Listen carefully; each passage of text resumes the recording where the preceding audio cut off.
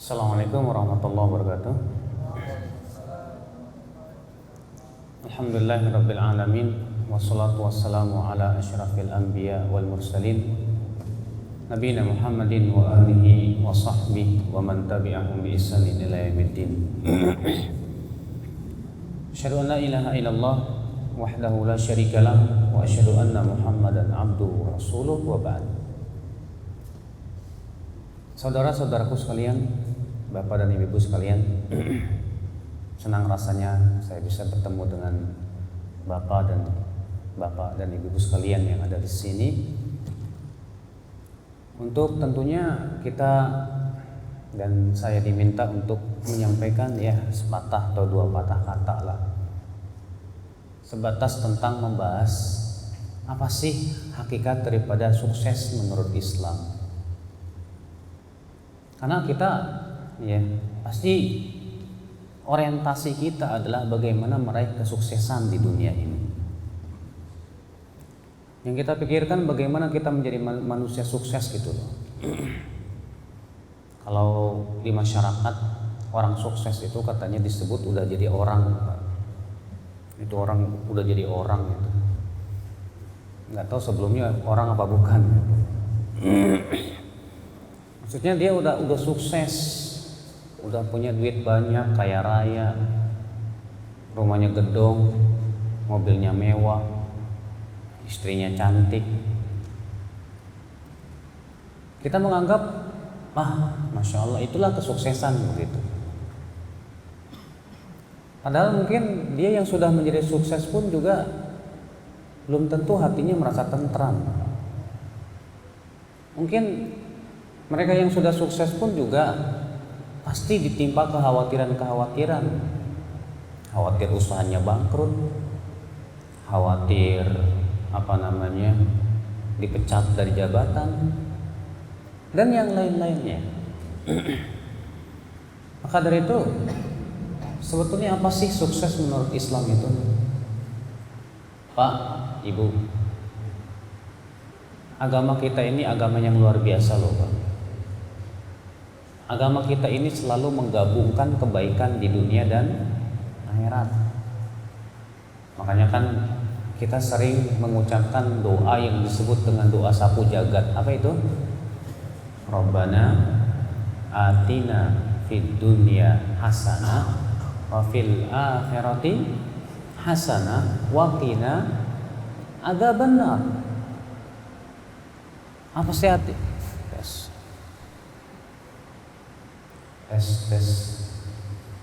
Apa sih artinya Rabbana atina fid dunya hasanah, Pak?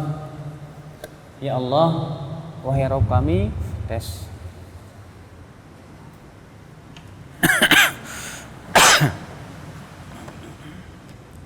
tes.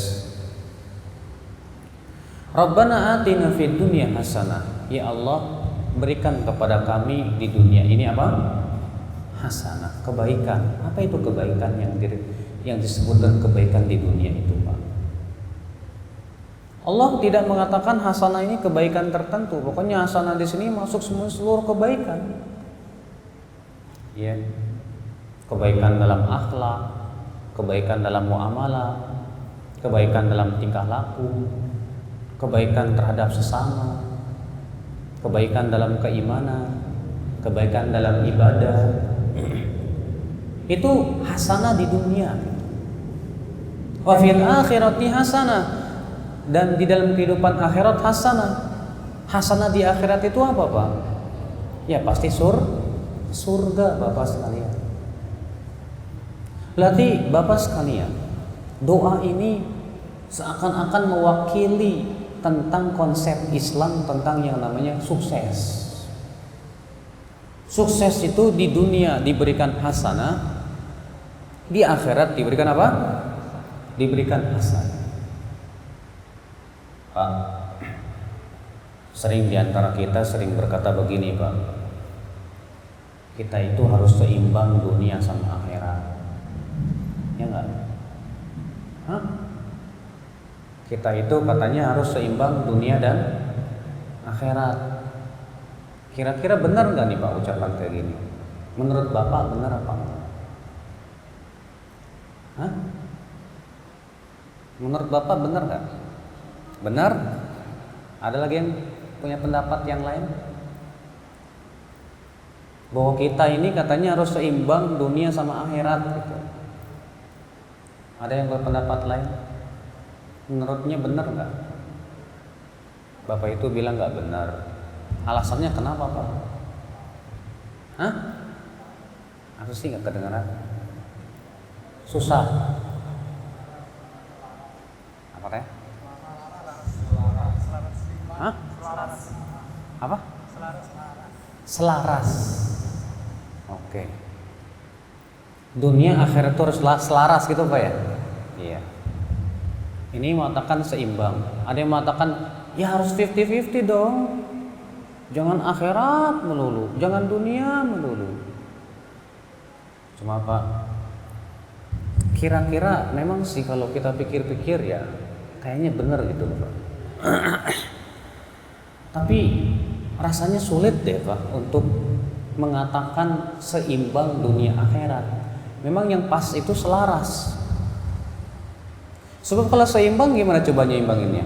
Bapak cari dunia berapa jam? Ayo, Bapak cari dunia berapa jam? 8 jam. Berarti Bapak kalau harus seimbang, ibadahnya 8 jam Pak. Oke? Berarti selama ini kita seimbang gak nih? Nggak seimbang kan? Nggak seimbang berarti. Kita lebih banyak mencari dunianya daripada mencari apa? Akhiratnya. Kalau kita cari dunia 8 jam, berarti cari akhirat 8 jam baru seimbang. Ya nggak Pak? Iya. Seimbang. Pengetahuan Bapak tentang dunia dengan akhirat lebih banyak pengetahuannya lebih mana? Dunia kan? Oh, kalau masalah dunia saya paham ini, paham itu, paham ini. Pasti tanya rukun sholat berapa? Tahu, gelap. Ditanya lagi, kalau syarat sah jual beli apa? Gelap. Lah, berarti kita belum seimbang kan? Makanya untuk mengatakan seimbang itu sulit sekali Pak. Sulit sekali untuk merealisasikan yang namanya apa? Seimbang dunia akhirat. Siapa sih di dunia ini yang bisa menyeimbangkan gitu Pak? Mungkin kalimat yang Bapak ucapkan tadi itu, dunia dan akhirat harus selaras. Cuma masalahnya Pak, nyelarasinnya gimana Pak? Kira-kira gimana Pak? Nyelarasin antara dunia dan akhirat.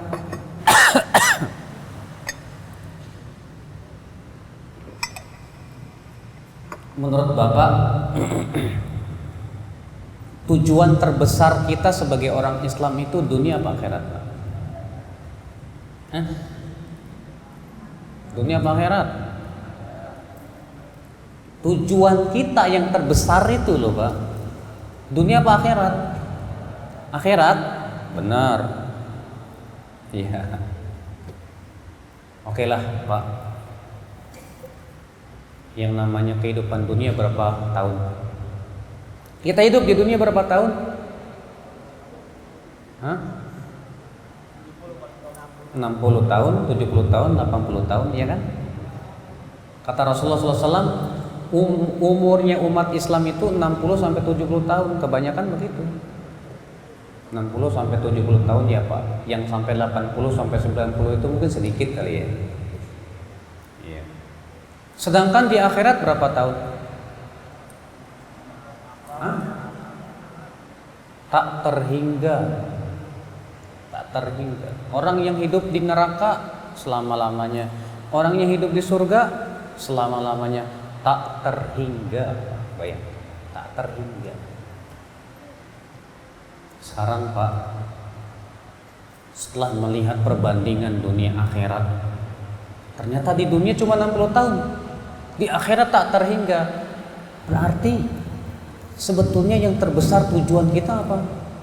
Akhirat dong harusnya, ya kan Pak? Saya mau tanya sama Bapak, sama ibu-ibu nih, mau tanya nih. Satu hari di sisi Allah berapa tahun? berapa tahunnya kita. Satu hari di sisi Allah itu berapa tahunnya kita, Pak? Hah? 1000 tahun, Masya Allah.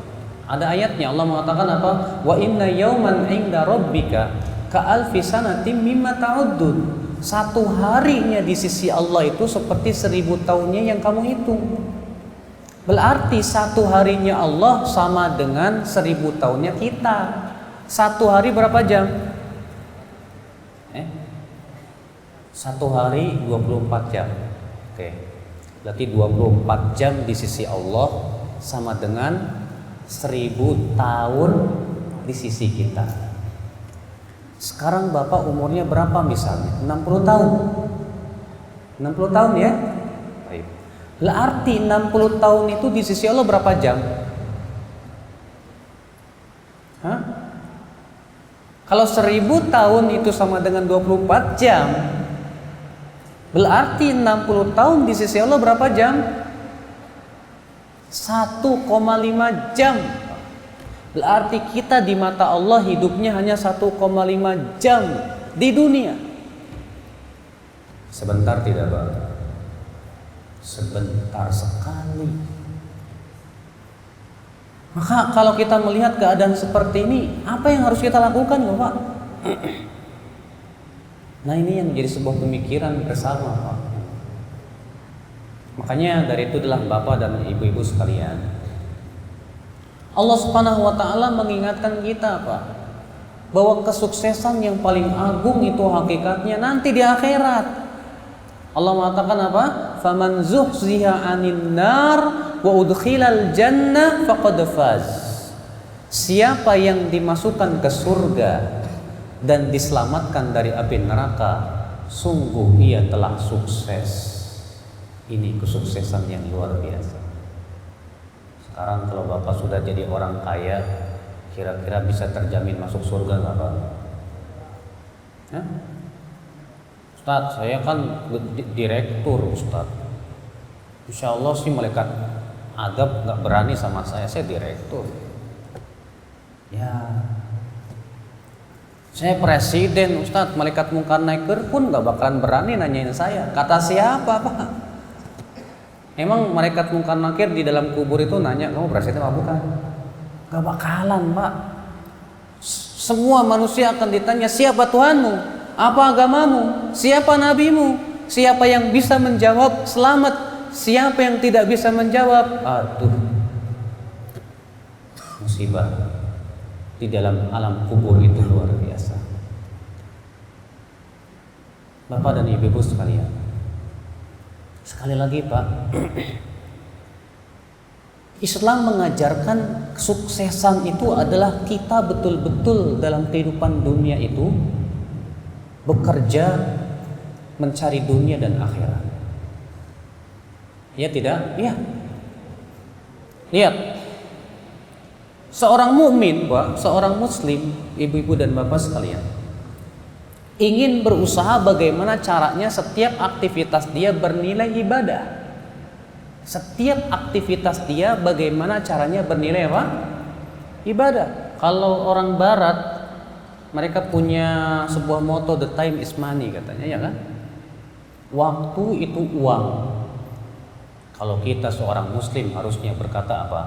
Waktu itu pahala. Waktu itu pahala.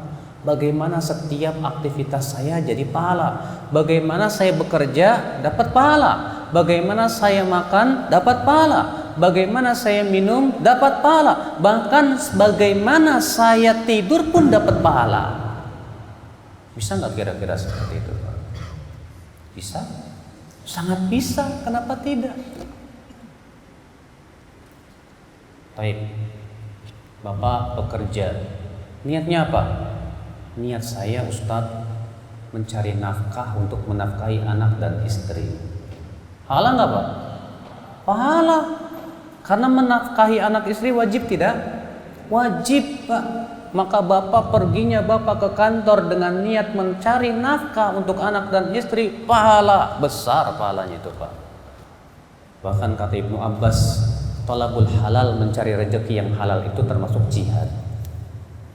Alhamdulillah. Bapak pergi bekerja, ngapain lagi Pak niatnya? Saya harus melaksanakan amanah di kantor Ustadz. Karena pekerjaan di kantor itu amanah saya. Saya harus melakukan pekerjaan ini sebaik mungkin, seprofesional mungkin. Pahala nggak Pak? Melaksanakan amanah wajib tidak Pak? Wajib. Masya Allah. Makanya kata Rasulullah SAW apa? Innallaha yuhibbu abdan idza amila amalan an yutqinahu. Allah itu cinta kepada seorang hamba apabila ia bekerja dengan profesional. Dia bersungguh-sungguh. Masya Allah. Makanya perginya Bapak ke tempat kerja bernilai pahala dengan niat yang baik. Masya Allah. Alhamdulillah. Bernilai ibadah kan? Bernilai ibadah Pak. Masya Allah. Kemudian Bapak mau makan, gimana ya caranya supaya saya makan itu mendapat pahala? Pertama kata Ibnu Qudamah, niatkan dengan niat yang baik. Saya makan niatnya supaya saya bisa beribadah kepada Allah. Saya makan niatnya supaya saya memenuhi hak tubuh saya. Karena tubuh saya pun punya hak. Bapak makan bismillah pakai tangan kanan. Pahala nggak Pak? Pahala. Kadang kan kita suka lupa makan pakai tangan kiri, malah dosa. Saya terkadang merasa aneh Pak ya, banyak kaum muslimin Islam muslim tapi kalau makan pakai tangan kiri Pak.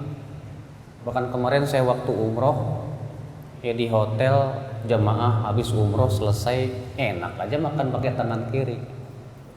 Kenapa? Karena memang nggak dibiasakan untuk makan pakai tangan kanan. Padahal kata Rasulullah SAW yang makan pakai tangan kiri itu setan. Nah, kalau kita makan pakai tangan kanan, Masya Allah pahala Pak. Baca bismillah, pahala Pak. Setelah makan kita baca doa lagi. Kata Rasulullah, siapa yang setelah makan mengucapkan Alhamdulillah alladzi at'amani hadzal ta'am wa razaqani min ghairi haulin minni wala quwwah, maka akan diampuni dosa-dosanya yang telah lalu. Setelah makan Bapak kenyang, dosanya diampuni lagi. Masya Allah, alhamdulillah.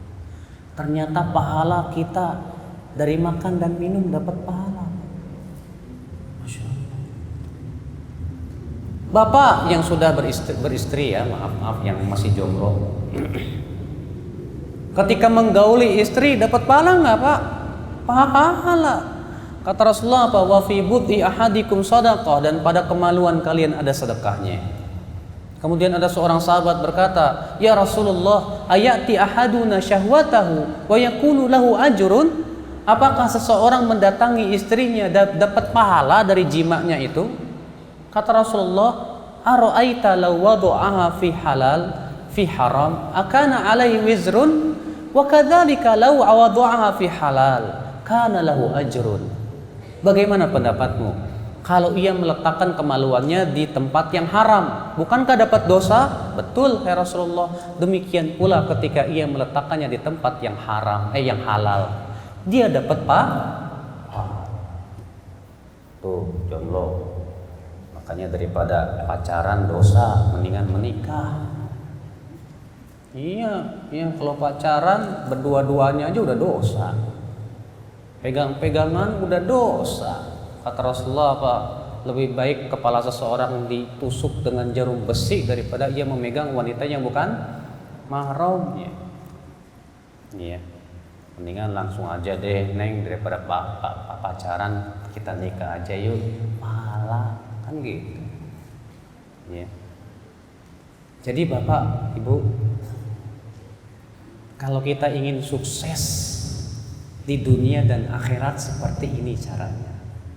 Serasikan dunia dengan akhirat. Jangan serasikan akhirat dengan dunia. Kenapa? Kalau serasikan akhirat dengan dunia, khawatirnya begini Pak. Saya ibadah, kira-kira nguntungin dunia saya enggak ya? Ibadah ini enggak nguntungin dunia saya, akhirnya malas ibadah. Jadi yang dia pikirin kalau misalnya dia puasa nguntungin dunianya baru mau. Kalau dia sedekah nguntungin dunianya baru mau. Kalau dia beribadah nguntungin dunianya baru mau. Wah, ini celaka, Pak. Allah mengatakan dalam surat Hud ayat 15-16 apa? Man kana yuridul hayatad dunya wa zinataha nuwaffi ilaihim a'malahum fiha wa hum fiha la yubkhasun. Ulaika alladzina laysa lahum fil akhirati illa an-nar wa habita ma sana'u fiha wa batilum ma kanu ya'malun. Allah mengatakan apa? Barang siapa yang menginginkan kehidupan dunia dan perhiasannya, kami akan berikan apa yang ia inginkan dari amalannya tersebut tanpa dikurangi. Mereka itu nanti dalam kehidupan akhirat tidak akan mendapatkan apa-apa kecuali api neraka saja. Batal amalan mereka, sia-sia perbuatan mereka, kata Allah. Itu Pak, kalau kita maunya supaya akhirat selaras dengan dunia. Yang kita inginkan tuh bagaimana dunia selaras dengan akhirat. Jadi pikirannya apa? Saya beramal dunia bagaimana ya supaya dapat pahala di akhirat. Ini yang kita inginkan. Berarti ini orang sukses, Pak. Masya Allah. Bapak bekerja, sebelum bekerja nanya dulu, kira-kira pekerjaan saya halal apa haram ya? Halal, alhamdulillah. Kemudian pergi kerja dengan niat mencari nafkah, dengan niat menjalankan amanah, pahala. Demikian Pak, ya. Kita sebagai seorang mukmin, yang kita inginkan adalah bagaimana waktu kita selalu menghasilkan pahala. Siapa yang hafal surat Alam Nashrah? Alam Nashrah laka sadrak. Akhir Alam Nashrah itu ayat apa ayat?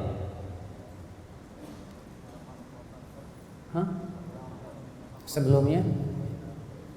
Fa'idha faragta fansab wa ila rabbika farghab. Pak, siapa yang tahu artinya Pak? Nggak ada yang tahu ya Pak ya? Memang kita ini terkadang lebih semangat bahasa Inggris daripada bahasa Arab ya Pak ya. Kalau bahasa Inggris mungkin rata-rata di sini pada bisa semua nih Pak. Kalau bahasa Arab bodo amat. Padahal itu bahasa Al-Quran Pak, Masya Allah. Allah mengatakan, Fa'idha farukta fansab. Kalau kamu sudah selesai dari satu ibadah, berdirilah untuk ibadah yang lain. Wa ila rabbika farghab, dan kepada Rabbmu kamu berharaplah. Di sini Allah mengatakan, kalau kamu selesai dari satu ibadah, berdirilah untuk bersiap-siap menuju ibadah yang lain. Berarti di sini Allah menyuruh kita sebagai seorang muslim Pak, supaya berpindah dari satu ibadah ke ibadah. Kita pergi bekerja ibadah, alhamdulillah. Pulang kerja sampai rumah, kita berusaha untuk apa? Menyediakan waktu untuk anak dan istri. Karena anak dan istri punya hak tidak? Punya Pak. Ya, nih dengerin, ada sebuah hadis Pak.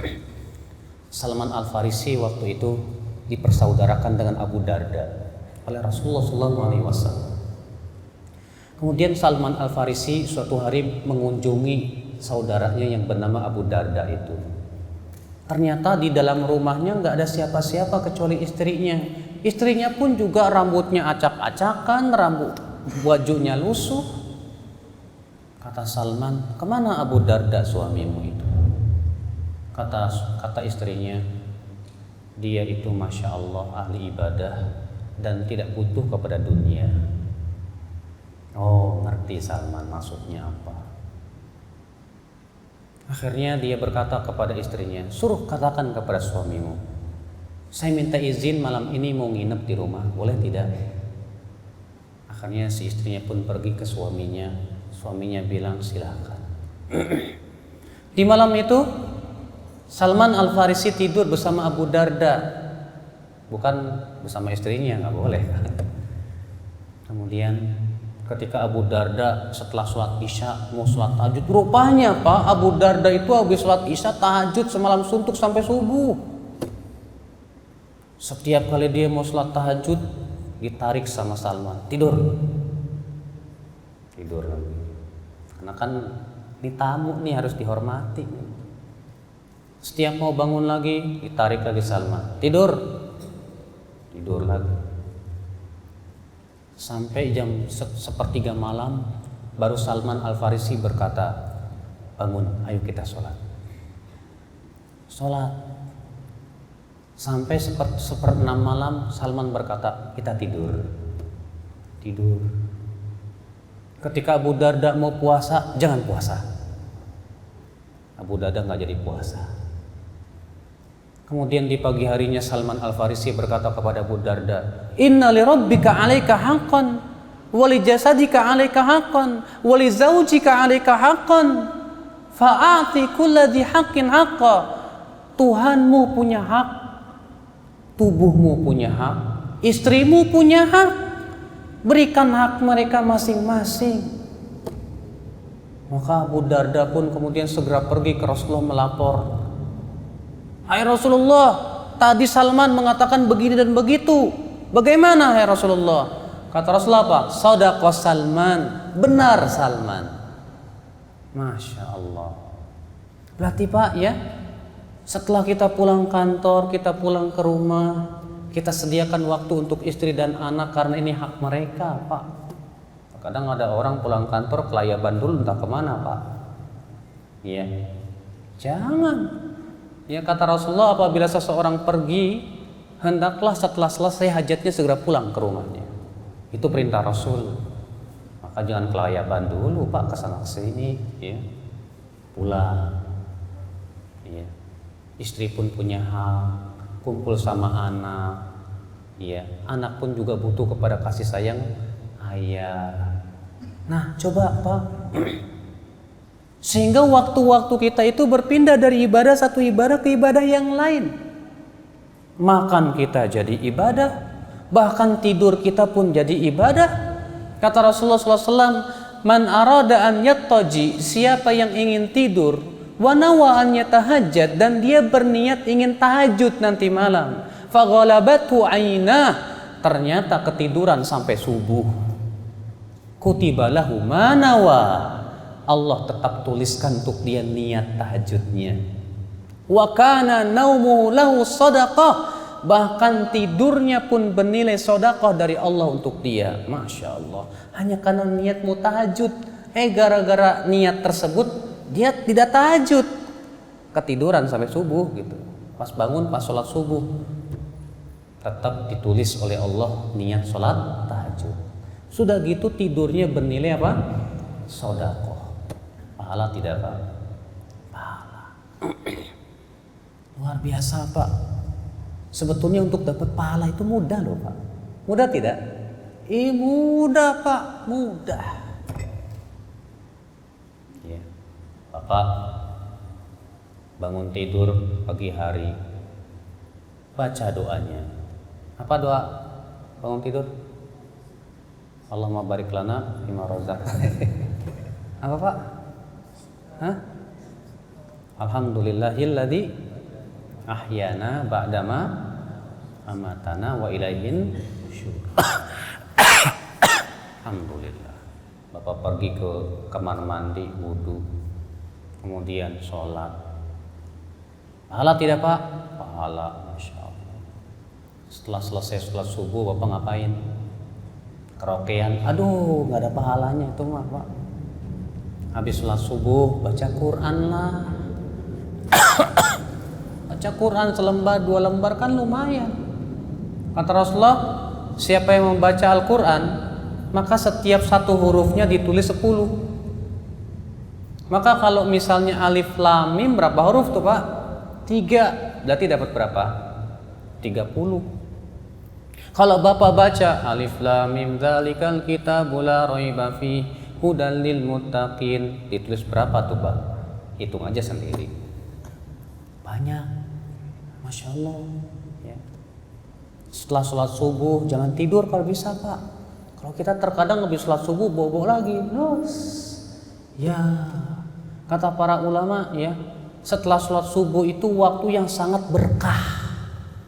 Sangat tidak dianjurkan untuk tidur setelah sholat subuh. Makanya Rasulullah lebih banyak setelah sholat subuh itu dzikir sampai matahari terbit. Iya, kalau saya sih Ustadz harus berangkat kerja setelah sholat subuh langsung celeng aja. Soalnya macet Jakarta, Ustadz. Ya udah berangkatlah karena melaksanakan amanah lebih wajib. Ya udah pergi. Pas macet ngapain Pak? Justru di waktu macet Bapak ada kesempatan untuk zikir, ya kan? Coba kalau Bapak kita lakukan setiap macet, subhanallah, alhamdulillah, la ilaha illallah, Allahu akbar. Subhanallah, alhamdulillah, la ilaha illallah, Allahu akbar. Kata Rasulullah, subhanallah, alhamdulillah, la ilaha illallah, Allahu akbar itu tanaman surga. Jadi setiap kali kita mengucapkan subhanallah, ditanamkan satu tanaman di surga. Sedangkan satu tanaman surga melebihi dunia dan seisinya, ya kan? Luar biasa, masya Allah. Subhanallah, alhamdulillah, la ilaha illallah, Allahu akbar. Zikir terus, zikir. Jadinya macet tuh jadi nikmat Pak. Banyak pahala. Apalagi kalau Bapak punya hafalan, sambil macet teriak, sambil murojaah, ya kan? Ulang hafalan, baca amayat tasa'alun, baca al-baqarah dan yang lainnya. Pak, kalau kita lakukan seperti itu jadinya Pak nikmat macet itu Pak. Pas lancar pengen macet lagi. Kenapa? Karena kita mikirnya pahalanya banyak juga ya. Iya. Kenapa? Banyak zikir. Coba kalau Bapak lagi macet bengong aja. Kira-kira lama-lama kesel nggak Pak? Kesel. Akhirnya yang ada apa? Marah-marah. Ini apa sih macet lu? Stres lo Pak. Makanya banyak yang stres gara-gara macet, gara-gara bengong. Tapi kalau macet, pas macet zikir kepada Allah atau dengerin kaset pengajian atau yang lainnya, itu jadi kenikmatan tersendiri Pak buat kita. Nah, Bapak sekalian, Masya Allah. Sehingga Pak, kita betul-betul mendapatkan kesuksesan dari doa kita, Rabbana atina fid dunya hasanah wa fil akhirati hasanah wa qina adzabannar. Masya Allah, alhamdulillah. Berarti Bapak menjadi orang yang sukses di dunia dan di akhirat. Tapi Pak, ternyata untuk melakukan itu nggak mudah loh Pak. Mudah nggak? Udah nggak? Sebetulnya sih kalau dipikir-pikir mudah. Mudah nggak? Siapa ya di antara Bapak yang tidak bisa mengucapkan subhanallah? Ada? Gampang kok Ustadz, subhanallah tuh bisa. Siapa Bapak yang tidak bisa mengucapkan alhamdulillah, Allahu akbar, la ilaha illallah? Bisa, semuanya bisa kok. Subhanallah, la ilaha, Allahu akbar, gampang. Tapi masalahnya setannya gede Pak. Iya. Baru kita mengucapkan subhanallah, alhamdulillah, la ilaha illallah, setan yang ngingetin, ingat ke sono, ingat ke sini, ingat ke cewek dan yang lainnya. Nah, iya. Baru mengucapkan alhamdulillah, subhanallah, kata setan, nyanyi aja nyanyi. Ngapain sih baca Quran? Ngapain sih zikir? Nyanyi deh. Kata Ibnu Mas'ud, idza raqiba ar-rajul dabbatah, apabila seseorang naik kendaraannya, maka setan akan berkata kepada dia, tagonna, ayo nyanyi. Ternyata setan nggak mau kita itu apa? Berzikir Pak, nggak mau. Makanya setan berusaha Pak, menggoda kita terus supaya kosong dari zikir, supaya berpaling dari zikir. Ya. Ketika kita mendengar adzan di waktu subuh, as-salatu khairum minan naum. Apa kira-kira yang Bapak lakukan? Aduh, nanti deh gampang lah, sholat jamaah sama istri aja lah. Tidur lagi. Padahal kalau Bapak langsung korijat, ya, bangun langsung pergi ke masjid Pak, Masya Allah.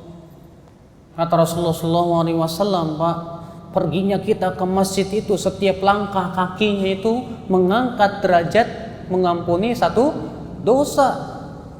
Saya mau tanya sama Bapak, jarak ke masjid, dari rumah ke masjid berapa meter? 100 meter. 1 meternya berapa langkah? 2 langkah. Oh, itu panjang tuh langkahnya. Iya. Kata para ulama, kalau kita pergi ke masjid, kalau bisa langkahnya dipendek-pendekin, biar lebih banyak pahalanya. Iya. Semeter 2 langkah. Berarti kalau 100 meter berapa langkah, Pak? 200. Masya Allah, sekali pergi 200 kebaikan ditulis, 200 dosa digugurkan. Pulangnya sama. Berarti pulang pergi berapa dapat? 400. Bayangkan 400 sekali pergi, pulang pergi. Kalau 5 waktu, 400 kali 5 berapa? Makanya Masya Allah, perginya kita ke masjid itu luar biasa, Pak. Sampai-sampai ya, Rasulullah mengkisahkan dalam sebuah mimpinya. Rasulullah pernah bermimpi bertemu dengan Allah, Pak. Kata Rasulullah, ra'aitu rabbil bariha, tadi malam aku bermimpi melihat Allah. Lalu Allah berfirman kepadaku, hai Muhammad, atadri fima yahtasimu fihil mala'ul a'la, tahukah kamu apa yang sedang diperbincangkan oleh malaikat yang ada di langit? Kata Rasulullah, aku tidak tahu ya Allah. Maka Allah pun, kata Rasulullah, meletakkan tangannya di antara 2 pundakku, sehingga aku pun merasakan dinginnya di antara 2 dadaku, sehingga aku mengetahui apa yang terjadi di langit dan di bumi. Kemudian Allah berfirman lagi, kamu tahu tidak, fima yahtasimu fihil mala'ul a'la, apa yang sedang diperbincangkan oleh malaikat yang ada di langit? Kata Rasulullah, na'am adri ya Rabb, aku tahu ya Allah, fil kafarati wad darajat, tentang amalan yang menggugurkan dosa dan amalan yang mengangkat derajat. Adapun yang menggugurkan dosa, famasyul aqdami ilal jamaat, yaitu berjalan menuju salat berjamaah. Wantidharu sholawati ba'da sholawat, menunggu satu salat sampai salat berikutnya. Wa isbaghul wudu' indal makruhat, dan menyempurnakan wudu di saat sulit. Apa kata Allah? Shadaqta ya Muhammad, kamu benar. Siapa yang melakukan itu wahai Muhammad, asya bi khairin wa mata bi khairin, ia akan hidup dalam keadaan baik dan wafat pun dalam keadaan baik. Wa kana min khati'ati kayaumi waladatu ummu, maka ia pun dibersihkan dari dosanya seperti dilahirkan oleh ibunya kembali. Bayangkan, Pak, perginya kita ke masjid ternyata dapat jaminan dari Allah bahwa kita akan hidup dalam keadaan baik, wafat pun dalam keadaan apa? Baik. Tapi maaf, Pak, pergi ke masjid itu ternyata perjalanan yang cukup berat. Iya, Pak. Ada orang, Pak, dia berhasil naik ke gunung yang sangat tinggi, Pak. Gunung Cermek 3000 meter, kuat, bolak-balik. Ada orang, Pak, jogging. Ditanya, udah, kamu jogging berapa kilo? 10 kilo. Ke masjid 200 meter gak kuat? Aduh, nanti deh. Ya Allah, ya Rabbi, jogging 10 km kuat, ke masjid 200 meter gak kuat nih, gimana itu, Pak? Memang ternyata pergi ke masjid itu perjalanan iman, Pak. Butuh kepada apa? Butuh kepada iman. Bener, Pak, Masya Allah. Iya. Sampai-sampai ada anekdot, ada orang yang lagi angkat besi kuat. Kata orang teman, itu orang kuat banget ya. Kata temennya, enggak, dia sakit. Masa sih? Iya, yuk kita buktiin. Mas, sholat yuk ke masjid. Aduh, maaf, saya lagi nggak enak badan, tuh kan sakit. Ada aja alasannya, pergi ke masjid ada aja alasannya. Nah, beginilah, Pak. Ya, ternyata memang untuk melaksanakan sukses dunia akhirat itu nggak mudah kan? Berarti kita harus berhasil melawan dua. Yang pertama melawan syaitan, yang kedua melawan hawa nafsu. Masalahnya di dalam tubuh kita ini ada hawa nafsu, Pak. Yang namanya hawa nafsu itu senangnya kepada apa? Kepada maksiat. Ya, hawa nafsu itu nggak suka sama taat, Pak, nggak suka. Iya. Coba aja sama Bapak adain pengajian di masjid. Undang tuh orang-orang di kampung. Yang datang paling berapa? Tapi kalau Bapak undang bidu wanita, suruh nyanyi, bikin orkes dangdut, wah itu nggak diundang juga datang, Pak. Banyak, Pak. Masya Allah. Kenapa? Karena memang hawa nafsu itu menyukai sesuatu yang seperti itu. Hawa nafsu nggak suka taat, Pak, nggak suka taat, berat dalam ketaatan untuk taat. Mau pergi ke sholat berat, mau melaksanakan ketaatan berat, mau zikir berat, mau baca Quran berat. Aduh, makanya dari itulah Bapak sekalian kata Rasulullah apa? Huffatil jannatu bil makarih. Surga itu dikelilingi oleh sesuatu yang berat menurut hawa nafsu. Dalam riwayat Nasai, Rasulullah SAW bersabda, ketika Allah telah menciptakan neraka, Allah berfirman kepada Jibril, "Hai Jibril, coba kamu lihat neraka." Maka malaikat Jibril pun melihat api neraka. Kemudian malaikat Jibril kembali dan berkata, "Ya Allah, tidak ada seorang pun dari hambamu yang mendengar tentang api neraka kecuali dia pasti lari dari neraka, ya Allah." Kemudian Allah berfirman kepada Jibril, "Sekarang lihat lagi neraka." Neraka dikelilingi oleh sesuatu yang disukai oleh syahwat. Maka Jibril balik lagi kepada Allah dan berkata, "Ya Allah, saya khawatir tidak ada manusia yang selamat dari api neraka." Masya Allah, memang betul, Pak. Berarti, Pak, untuk menyelamatkan diri kita dari api neraka dan masuk ke surga tidak mudah. Membutuhkan iman. Membutuhkan apa? Iman. Makanya, Pak, ya, selalu kita baca iyyaka na'budu, terus wa iyyaka nasta'in. Artinya apa sih? Iyyaka na'budu artinya apa? Hanya kepada Engkau kami beribadah. Setelah itu apa? Wa iyyaka nasta'in. Hanya kepada Engkau kami meminta pertolongan. Kenapa sih setelah Allah mengatakan hanya kepada Engkau kami beribadah, setelah itu Allah mengatakan hanya kepada Engkau kami minta pertolongan? Kata para ulama, karena ibadah itu berat. Maka kita minta tolong kepada Allah supaya diberikan kemudahan. Makanya doa yang Rasul ajarkan kepada kita apa?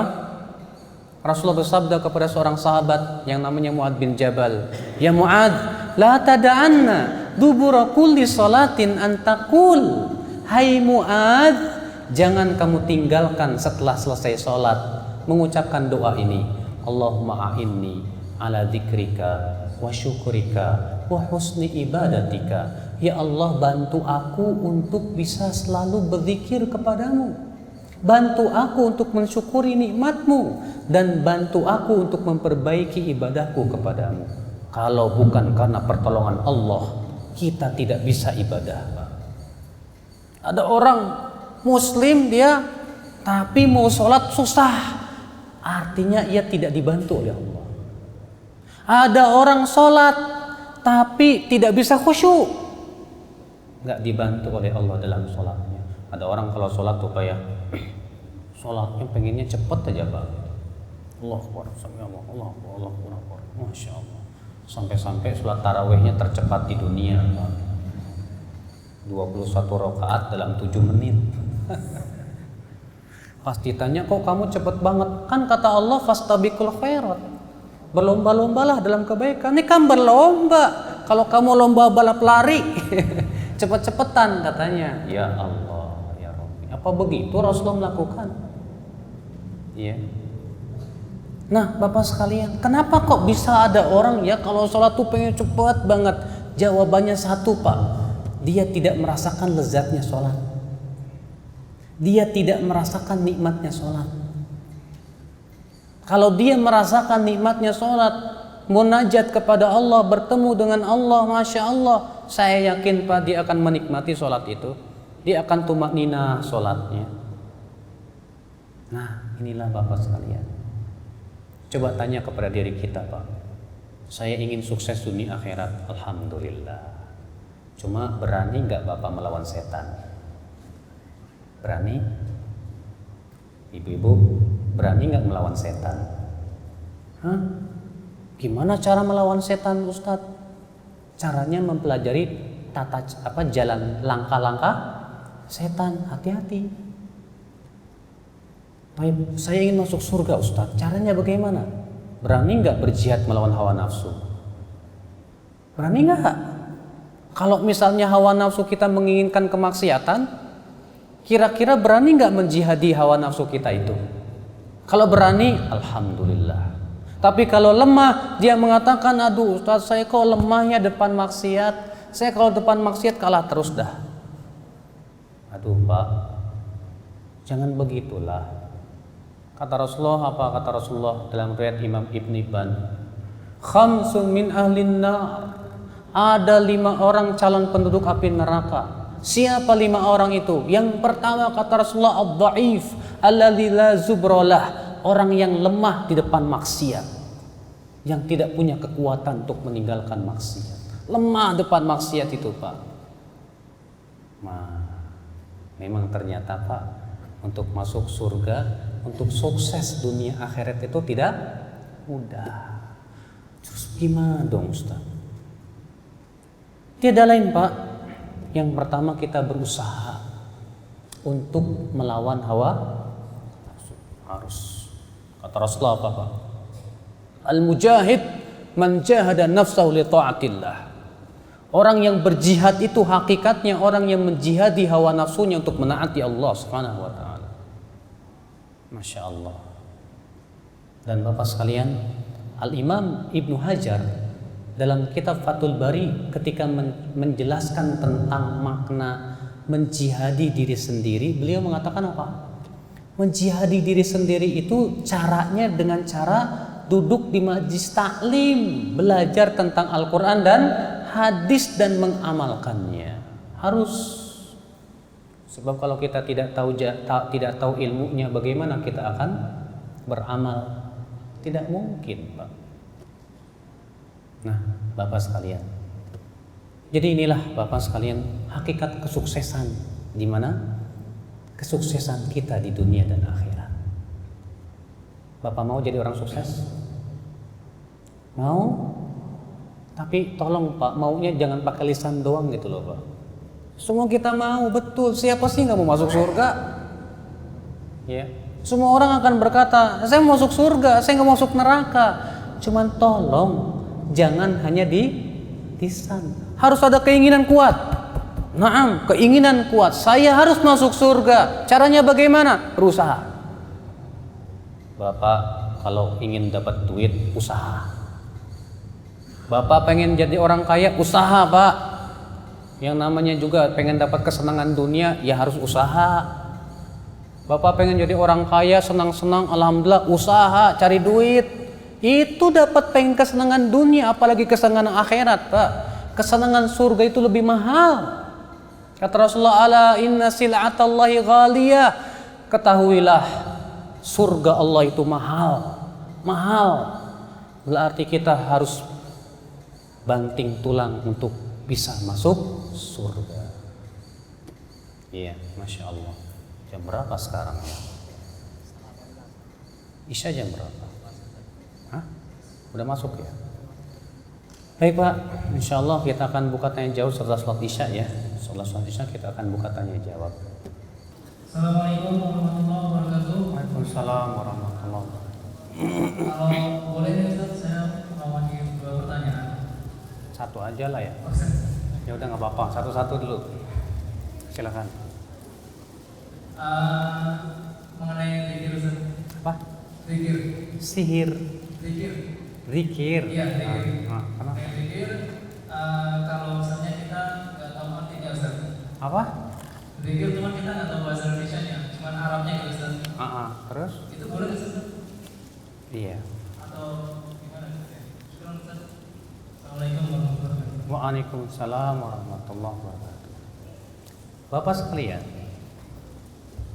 kalau kita berzikir, ya kayak baca Quran atau zikir subhanallah, alhamdulillah, la haula wala quwata illa billah, tapi kita nggak tahu artinya apa gitu. Kira-kira kita dapat pahala apa enggak? Dapat. Walaupun kita tidak memahami maknanya, tetap. Kata Rasulullah, siapa yang mengucapkan subhanallah, maka ditulis untuknya 20.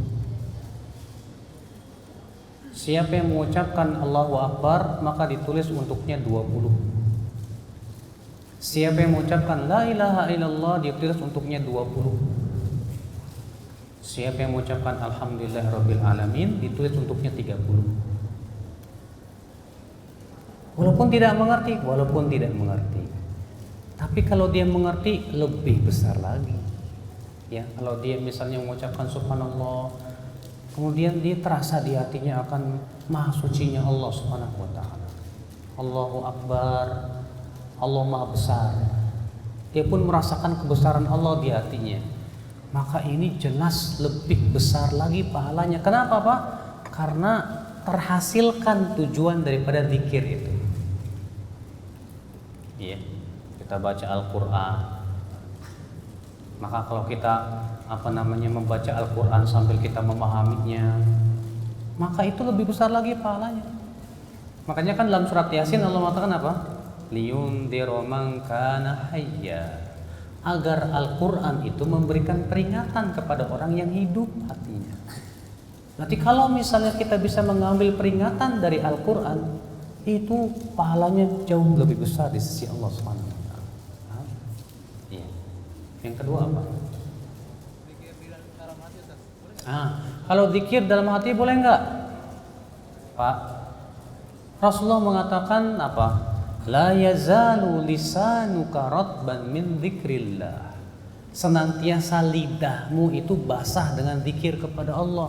Kata para ulama, ini menunjukkan bahwa zikir itu amalan lisan. Tapi hendaknya ketika kita berzikir, hati pun hadir gitu. Jangan sampai kita ucapin subhanallah, alhamdulillah, hatinya pergi kemana, pergi ke sana, ke sini, ya kurang pahalanya kalau gitu. Makanya kalau zikir hanya sebatas di hati, diam aja. Itu bukan zikir namanya, kata para ulama.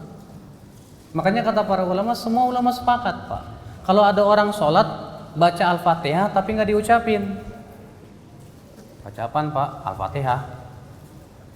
Nggak sah sholatnya, kata para ulama. Kenapa? Karena itu wajib diucapkan. Dan zikir itu pekerjaan apa? Pekerjaan lisan.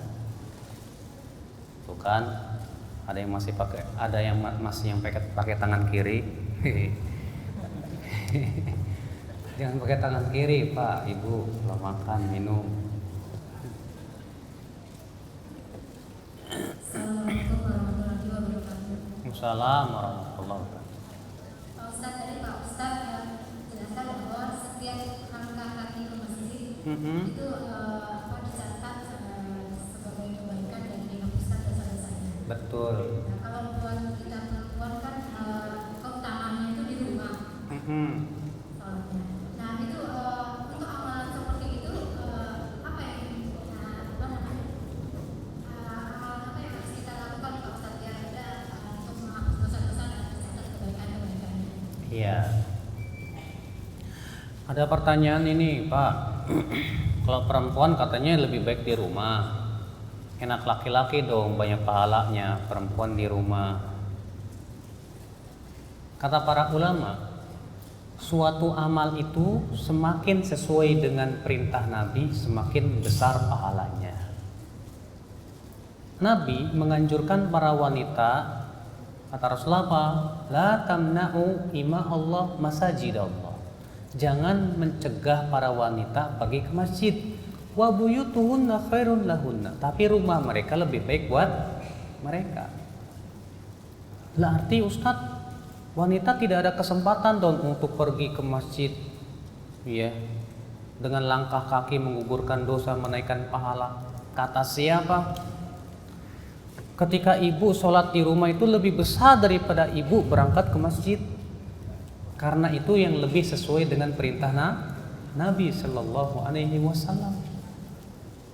Justru menurut kalau kita perhatikan Pak, perempuan itu sebetulnya lebih banyak pahalanya daripada laki-laki Pak. Benar nggak? Perempuan masak buat suami pahala nggak Pak? Nyuci pakaian buat suami sama anak pahala nggak Pak? Pahala sedekah. Nyapu, ngebersihin lantai, pekarangan rumah, pahala nggak Pak? Pahala. Kata Rasulullah apa? Nadzifu afniyatakum. Bersihkan halaman rumah kalian. Halaman rumah aja suruh bersihin, apalagi halaman rumah. Iya. Kemudian ibu nyuapin anak makan, setiap suapannya itu bernilai sedekah. Ya. Kalau kita perhatikan, perempuan tuh lebih banyak pahalanya sebetulnya, ya, dibandingkan dengan laki-laki. Tapi terkadang kita itu menganggap yang namanya ibadah itu cuma baca Quran, sholat, puasa. Kata siapa? Ya. Maka aktivitas para ibu itu justru Masya Allah nilainya besar di sisi Allah Subhanahu Wa Taala. Jangan ibu kira ibu ketika nyuci buat baju, ya, buat suami itu nggak berpahala. Enak aja, pahala tuh Bu. Ibu masak, ya, buat suami nasi goreng, ya. Ibu kira itu nggak pahala, pahala itu nilainya sedekah di sisi Allah Subhanahu Wa Taala. Nah, sebetulnya ya kesempatan seorang wanita untuk mendapatkan pahala dan digugurkan dosa itu banyak dan lebih banyak dari para laki-laki insya Allah. Asal kita memahami tentang hakikat ibadah itu apa sih. Jadi ibadah itu tidak hanya sebatas sholat, zakat, puasa, enggak. Tapi juga semua perbuatan yang dicintai oleh Allah dan diridhai oleh Allah Subhanahu Wa Taala. Makanya Pak, wanita itu makhluk yang mudah masuk neraka, mudah masuk surga. Iya, coba dengerin para wanita. Kata Rasulullah apa? Idza shallatil mar'atu khamsaha wa shamat syahraha wa hafizat farjaha wa ata'at ba'laha qila laha udkhulil jannah min ayyi abwabil jannati syi'ti. Apabila wanita sholat 5 waktu, berpuasa Ramadan, menjaga kemaluannya dan menaati suaminya, maka akan dikatakan kepada wanita ini, silahkan masuk surga dari pintu surga yang kamu mau. Masya Allah.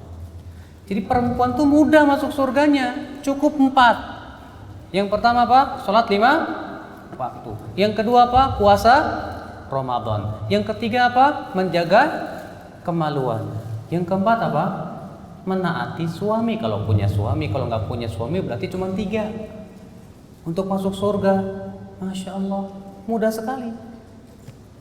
Makanya ya, Allah tidak membebankan kepada wanita seperti Allah membebankan kepada laki-laki. Beda.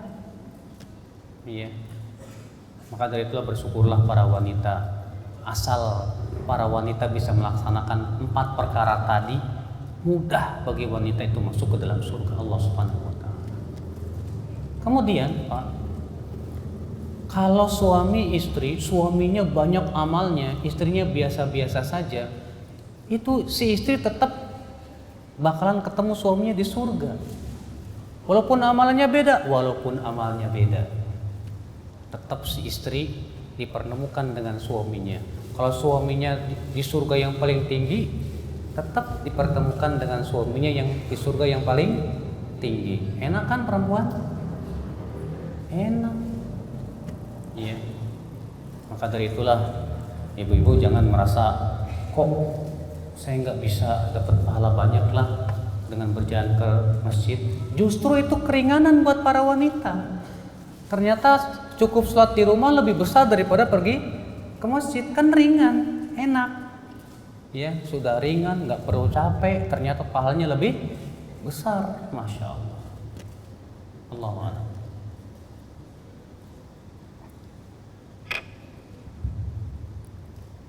Dari Bapak masih ada yang bertanya atau di Ibu masih ada? Kayaknya udah pada ngantuk Pak habis bekerja. Mungkin dari saya segitu saja. Kayaknya udah nggak ada yang nanya ya. Ada? Alhamdulillah. Allah. Kenapa? Nggak berhubungan dengan materi, ya udah nggak apa-apa deh. Assalamualaikum warahmatullahi wabarakatuh. Wassalamualaikum warahmatullahi wabarakatuh. Jadi gini Pak, sebelumnya kan saya ngadain maulid Nabi. Apa? Ngadain maulid Aha. maulid Nabi di rumah. Aha.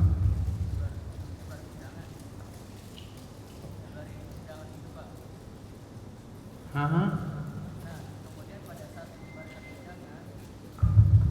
Pada saat menyebarkan undangan itu, ada salah satu teman saya bilang, kenapa ngadain maulid? Itu kan nggak ada hadis sahihnya juga, Iya. nggak Rasul juga nggak mengajarkan untuk maulid. Nah, saya bertanya di sini, sebenarnya hukum mengadakan maulid itu apa Pak kira-kira? Apa benar itu tidak ada hadis sahihnya atau gimana? Terima kasih. Assalamualaikum warahmatullahi wabarakatuh. Waalaikumsalam warahmatullahi wabarakatuh. Ketahuilah Pak, setiap muslim pasti bergembira dengan kelahiran Rasulullah sallallahu alaihi wasallam. Karena kelahiran Rasulullah sallallahu alaihi wasallam itu adalah hadiah Allah yang luar biasa. Allah berfirman, "Qul bi fadlillah wa bi rahmatih fabidzalika falyafrahu huwa khairum mimma yajma'un." Katakan, dengan rahmat Allah dan karunia-Nya hendaklah mereka bergembira. Siapa yang merasa sedih dengan kelahiran Rasulullah? Hah? Ada nggak orang muslim yang merasa sedih dengan kelahiran Rasulullah? Ada? Saya katakan mungkin dia bukan muslim kalau dia begitu. Seorang muslim tuh justru bergembira dong, bergembira dengan lahirnya Rasulullah sallallahu alaihi wasallam. Bagaimana tidak? Beliau mengeluarkan manusia dari kegelapan menuju terang benderang. Kita mencintai Rasul. Setiap muslim wajib mencintai apa? Rasul sallallahu alaihi wasallam. Bapak sekalian, ya. Kegembiraan kita dengan kelahiran Rasulullah SAW itu banyak realisasiannya, Pak. Dan yang paling agung adalah gembira melaksanakan perintah-perintah Nabi, gembira menjauhi larangan-larangan Nabi. Bapak gembira nggak waktu sholat? Enggak, terpaksa. Ya, berarti belum cinta Nabi itu. Bapak gembira nggak ketika meninggalkan larangan Allah? Enggak, terpaksa. Berarti belum cinta Rasulullah. Makanya kalau misalnya ada orang merayakan Maulid Nabi tapi nggak sholat, kira-kira ini orang bergembira dengan Rasul nggak, Pak? Ya enggak lah. Iya. Sekarang Pak, kalau ada orang yang Masya Allah cinta sama Rasul, setiap hari dia mempelajari sunnah Rasul, hadis Rasul, dia amalkan dalam kehidupannya. Dia kemudian juga sholat 5 waktu, dia berpuasa Ramadan, dia puasa, Masya Allah, semua sunnah-sunnah Rasul dia lakukan. Kira-kira dia cinta Rasul nggak? Cinta Rasul. Maka dari itu Pak, parameter kita itu cinta atau bukannya bukan masalah dia merayakan atau bukannya, tapi dia mengikuti tidak perintah Nabi dan menjauhi larangan. Itu yang menjadi parameter kita. Ya. Maka dari itu kita sebagai pengikut Rasul Sallallahu Alaihi Wasallam harus betul-betul merealisasikan cinta di dalam kehidupan kita sehari-hari. Jangan setahun sekali. Masa cinta Rasul cuma setahun sekali? Enggak, tiap hari. Tiap hari kita merasa senang mempelajari hadis Nabi. Tiap hari kita merasa senang mengamalkan perintah Nabi. Tiap hari kita merasa Masya Allah cinta kepada sunnah Rasul Sallallahu Alaihi Wasallam. Sekarang Pak, apakah Bapak bisa menjamin orang yang merayakan Maulid Nabi itu cinta Rasul? Hah? Bisa jamin nggak? Belum tentu Pak. Saya banyak punya teman, dia merayakan Maulid Nabinya kenceng Pak, tapi sholat 5 waktunya susah. Apa seperti itu cinta Rasul? Ya enggak seperti itu. Parameter kita bukan itunya Pak. Parameter kita adalah kita melihat bagaimana pelaksanaan ia dalam kehidupan sehari-hari. Cinta itu butuh pembuktian loh Pak. Pembuktian. Kata Allah Pak, "Qul in kuntum tuhibbunallah fattabi'uni yuhibbukumullah fayaghfir lakum dzunubakum. Yuhibbukumullah wa yaghfir lakum dzunubakum." Katakan, jika kamu mencintai Allah, maka ikuti Rasulullah. Berarti orang yang mencintai Allah tandanya mengikuti siapa? Rasulullah sallallahu alaihi wasallam. Dalam setiap keadaan. Gimana sih pakaiannya Rasulullah? Oh begini pakaian Rasul. Oh bagaimana sih ibadahnya Rasul? Oh begini ibadahnya Rasul. Oh sholatnya Rasul begini. Oh puasanya Rasul begini. Ini orang cinta Rasul. Iya, ini orang cinta Rasul. Makanya Bapak sekalian, kita jangan menganggap parameter seseorang cinta atau bukan sama Rasul itu, oh kalau dia merayakan Maulid Nabi dia cinta, kalau enggak cinta. Bukan itu parameter. Iya. Yang terpenting adalah dalam kehidupan kita, dalam ketaatan kita, dalam kegembiraan kita melaksanakan perintah Rasul dan menjauhi larangan Rasul sallallahu alaihi wasallam. Allahu akbar.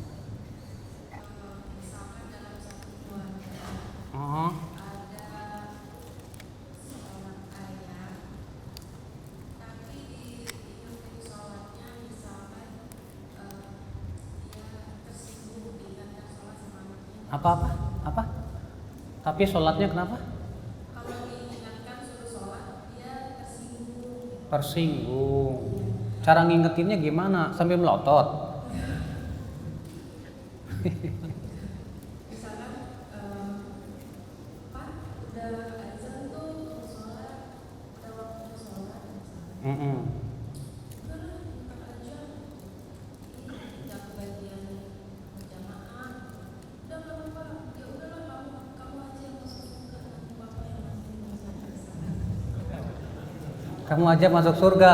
Iya, ada orang yang kayak gitu. Ini contoh ya Pak. Iya. Nah terus kalau diajak untuk melakukan apa ya yang diwajibkan misalnya sama puasa di bulan Ramadan, beliau suka tersinggung. Terus bukan cuma anaknya, bahkan istrinya pun selalu mengingatkan, tapi selalu dihiraukan. Jadi Iya. ujung-ujungnya jadi apa ya? Jadi ribut gitu. Udah? Yang jadi pertanyaan saya, Iya. bagaimana cara kita menasihati orang yang lebih tua, baik itu kakak ataupun ayah ataupun siapalah yang lebih tua itu yang serumah dengan kita. Iya. Ini yang bermasalah berarti siapa? Ayahnya ya. Ayahnya kalau diingetin sholat katanya malah marah-marah. Disuruh puasa juga ngambek, marah gitu. Kalau disuruh sama anaknya malah bilang, udah kamu aja masuk surga biar ayah masuk neraka. Bu, kenapa sih bisa seperti itu ya? Kenapa sebabnya ya? Jawabannya satu, karena keimanan dia kepada kehidupan akhirat kurang. Dia kurang yakin neraka itu panas dan siksanya keras. Dia kurang yakin tentang surga yang sangat indah. Kurang. Makanya kan Pak, Ibu, Rasulullah SAW ketika berdakwah di kota Mekah, Rasulullah tidak langsung menyuruh begini dan begitu tentang hukum-hukum, belum. Di kota Mekah Rasulullah belum mengatakan, hai manusia tinggalkan arak, belum. Wahai wanita pakai jilbab, belum. Tapi yang pertama kali turun Dari ayat-ayat Al-Quran tentang apa? Kata Aisyah, kana awwalu ma nazala minal Qur'an fil jannati wan nar. Adalah ayat-ayat Al-Quran yang pertama kali turun tentang surga dan neraka. Kalaulah yang pertama kali turun jangan mencuri, mungkin kami tidak akan meninggalkan pencurian. Kalaulah ayat yang pertama yang turun itu jangan berzina, mungkin kami tidak akan meninggalkan perzinahan. Kenapa Pak? Karena akidah belum tumbuh, keyakinan belum ada, cinta kepada Allah belum ada, takut kepada api neraka belum ada, sehingga akhirnya untuk melaksanakan itu semua berat. Tapi lihat Pak, Ibu ya, di kota Mekah itu Rasulullah lebih memfokuskan kepada apa? Akidah. Penanaman akidah tentang surga, tentang neraka, penanaman tentang mencintai Allah, takut kepada Allah, seketika telah tumbuh, luar biasa hasilnya. Ketika Rasulullah SAW hijrah ke kota Madinah, mulai ayat-ayat hukum turun. Ketika diperintahkan, wahai wanita pakai jilbab, itu nggak nunggu-nunggu lagi, gorden langsung dicabutin, langsung pakai jilbab. Kalau akidahnya belum muncul, pakai jilbab dong. Apa jawabnya? Panas. Kenapa? Karena akidah belum kuat. Makanya disinilah penting ya, kita dalam mendakwahi orang tuh terkadang akidahnya dulu. Kenalkan dia kepada Allah, kenalkan dia tentang surga dan neraka, tentang hakikat kehidupan dunia, tentang bahwasanya kita semua akan mati. Coba dari situ dulu deh. Insya Allah nanti kalau sudah mulai paham, mulai dia cinta kepada Allah, nggak perlu disuruh pun juga sholat sendiri insya Allah. Nah mungkin kitanya juga dalam cara mendakwahi pun harus bagus Pak. Terkadang kan kalau yang mendakwahi anaknya orang tuanya, kamu siapa, anak bau kencur orang kemarin, gak mau. Nah mungkin kita ngomong ke kakaknya, bapak atau pamannya bapak atau siapa yang dihormati oleh bapak kita tuh, ya oleh ayah itu, tolonglah nasihatin dia. Mungkin kalau dia ayah kita punya orang yang dia sangat hormati misalnya, mungkin dia yang bisa mendakwahi dia untuk mengajaknya dan yang lain. Allahu a'lam. Mudah-mudahan yang saya sampaikan bermanfaat Pak ya. Yang penting bisa kita amalkan dalam kehidupan kita sehari-hari. Yang terpenting adalah bagaimana supaya saya bisa sukses di dunia dan akhirat. Wabillahi taufik. Subhanallahi bihamdihi, asyhadu an la ilaha illa anta, astaghfiruka wa atubu ilaik. Wassalamualaikum warahmatullahi wabarakatuh.